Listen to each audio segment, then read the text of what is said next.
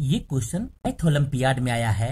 If 8 to the power x plus 8 to the power x plus 8 to the power x by 2 to the power x plus 2 to the power x equal to 24, then we have to find the value of x।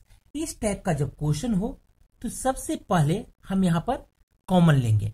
Common इसलिए कारण numerator में देखे सबका base same है, तो हम लिख सकते हैं equal to 8 to the power x।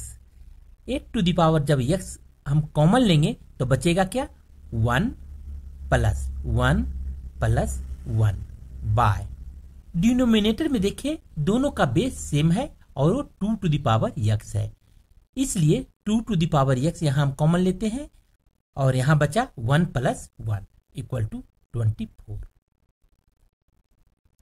Equal to 8 to the power x into 1 plus 1 plus 1 equal to 3 by 2 to the power x into 1 plus 1 equal to 2 equal to 24 और 8 to the power x by 2 to the power x, यानी जिस number पे power लगा हुआ है उसको हम एक साइड में रखेंगे और 3/2 को हम राइट हैंड साइड में ट्रांसपोज कर रहे हैं, तो हो जाएगा equal to 24 into this 2 becomes here numerator into 2 by and this 3 becomes here denominator 3।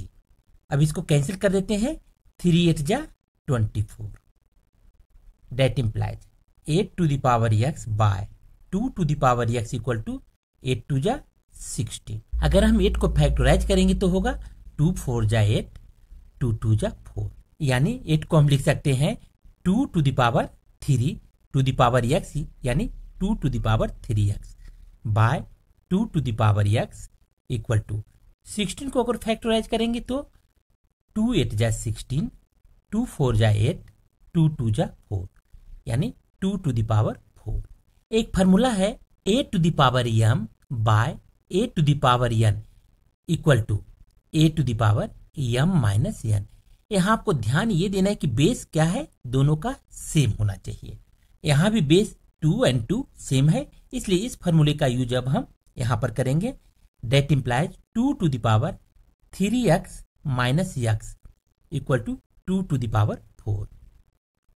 That implies यहाँ देखिए बेस दोनों का सेम है, इसलिए पावर इक्वल होगा और पावर क्या है 3x minus x equal to 2x equal to 4, therefore x equal to 4 by 2 2 2 जा 4 इक्वल टू 2।